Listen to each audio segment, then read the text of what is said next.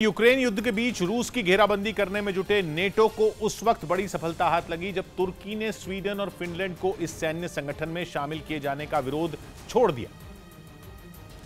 मतलब यह कि स्पेन की राजधानी मैड्रिड में नेटो की बैठक शुरू होने से ठीक पहले वो हो गया जिसका रूस को डर सता रहा था, क्योंकि तुर्की की हरी झंडी मिलने के बाद स्वीडन और फिनलैंड का नेटो में शामिल होने का रास्ता साफ हो गया। और तुर्की का इसके लिए राजी होना इसीलिए भी अहम है क्योंकि अगर वो नहीं मानता तो फिनलैंड और स्वीडन कभी नेटो के सदस्य नहीं बन पाते। तुर्की को ये ताकत नेटो के उस नियम से मिली है जिसके तहत कोई भी देश नेटो का सदस्य तभी बन सकता है जब उसके सभी सदस्य देश नए देश की अर्जी पर हामी भरें। और तुर्की ये दलील देकर स्वीडन और फिनलैंड की सदस्यता में रोड़ा अटका रहा था कि ये दोनों देश कुर्द लड़ाकों को पनाह देते हैं जिनको वो आतंकवादी मानता है। लेकिन मैड्रिड में नेटो के महासचिव येंस स्टोल्टनबर्ग की अगुवाई में हुई बैठक में तुर्की की नाराजगी दूर हो गई। 2 घंटे से ज्यादा देर तक चली इस बैठक में तुर्की के राष्ट्रपति, स्वीडन की प्रधानमंत्री और फिनलैंड के राष्ट्रपति शामिल रहे।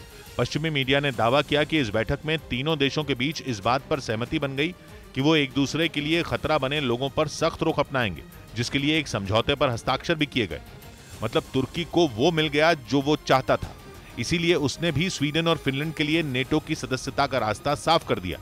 और तीनों देशों के बीच हुए इस समझौते से नेटो की भी किरकिरी होने से बच गई, क्योंकि ये डील नेटो की बैठक शुरू होने से ठीक पहले हुई, जिसके तहत स्वीडन और फिनलैंड ने तुर्की के लिए बड़ा सिरदर्द बन चुकी कुर्दिस्तान वर्कर्स पार्टी के खिलाफ अभियान में उसे पूरा सहयोग करने का वादा किया, जिसके आतंकी पिछले कई वर्षों से तुर्की पर गुरिल्ला तरीके से हमले करते आ रहे हैं। इसके अलावा स्वीडन और फिनलैंड तुर्की को हथियार बेचने पर लगे अपने प्रतिबंध भी हटाने पर राजी हो गए, जो सीरिया में तुर्की की ओर से 2019 में किए गए एक मिलिट्री ऑपरेशन के बाद उस पर लगाए गए थे। और तीनों देशों के बीच हुए इस समझौते का सीधा नुकसान रूस को होता दिख रहा है, क्योंकि उसके पड़ोसी स्वीडन और फिनलैंड के नेटो का हिस्सा बनते ही इस सैन्य संगठन की सेना रूस के दरवाजे पर खड़ी हो जाएगी। और इसी वजह से रूस शुरू से ही इसका विरोध कर रहा था। यही नहीं, स्वीडन और फिनलैंड के नेटो से जुड़ने के ऐलान के बाद रूस ने इन दोनों देशों को गंभीर परिणाम भुगतने की चेतावनी तक दे दी थी। फिनलैंड को डराने के लिए रूस ने उससे जुड़ी अपनी करीब 1300 किलोमीटर की सीमा के पास सेना तक तैनात कर दी थी। यही नहीं, पुतिन ने परमाणु हथियार और हाइपरसोनिक मिसाइल भी तैनात करने की धमकी दी। लेकिन रूस की इन धमकियों के बावजूद फिनलैंड और स्वीडन नेटो में शामिल होने के अपने फैसले पर अड़े रहे। और अब उनकी सदस्यता का रास्ता साफ होने के बाद नेटो के लिए उत्तर यूरोप में रूस की घेराबंदी करना आसान हो जाएगा। और पश्चिमी मीडिया ने तो ये तक दावा कर दिया था कि रूस को घेरने के लिए नेटो नया पावर प्लान भी तैयार कर चुका है, जिसका स्पेन की राजधानी में चल रही बैठक के दौरान ऐलान भी किया जा सकता है, जिसके तहत वो रूस से निपटने के लिए अपनी ताकत को कई गुना बढ़ाएगा और उसके पड़ोस में मौजूद अपने सदस्य देशों में 3 लाख सैनिकों को हाई अलर्ट पर रखेगा, ताकि जंग छिड़ने पर उन्हें तेजी से तैनात किया जा सके। साथ ही वो इन देशों में आधुनिक हथियारों की सप्लाई भी बढ़ाएगा। और दावा है कि नेटो अगले साल तक अपने इस अभियान को पूरा भी कर लेगा।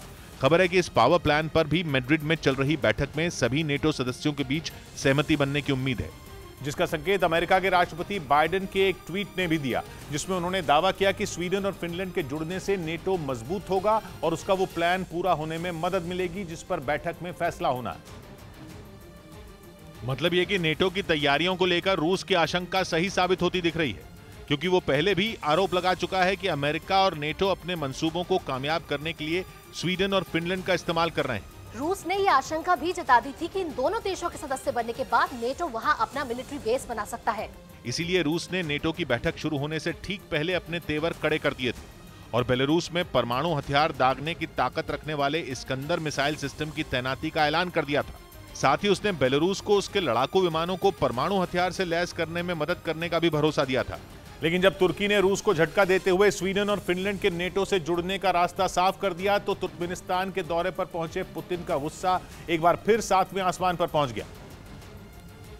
हालांकि उन्होंने तुर्की के फैसले को यह कहकर नजरअंदाज करने की कोशिश की कि स्वीडन और फिनलैंड से उनके देश को कोई दिक्कत नहीं है, इसलिए अगर वो नेटो में शामिल भी हुए तो रूस को सीधा खतरा नहीं होगा। लेकिन वो ये चेतावनी देने से भी नहीं चूके कि अगर नेटो ने स्वीडन और फिनलैंड में मिलिट्री इंफ्रास्ट्रक्चर बढ़ाया तो फिर उसे मुंहतोड़ जवाब मिलेगा। Военных контингентов и инфраструктуры мы вынуждены будем отвечать зеркально। मतलब पुतिन के तेवर और नेटो की तैयारियां देखकर साफ है कि यूरोप में एक नई जंग भड़क सकती है, क्योंकि स्वीडन और फिनलैंड के नेटो से जुड़ने पर वो वहां अपने मिलिट्री बेस बनाएगा ही और रूस ने भी साफ कर दिया है कि वो अपने परमाणु हथियारों की तैनाती से नहीं चूकेगा। यानी यूरोप में सिर्फ युद्ध नहीं, परमाणु युद्ध का खतरा मंडराता नजर आ रहा है।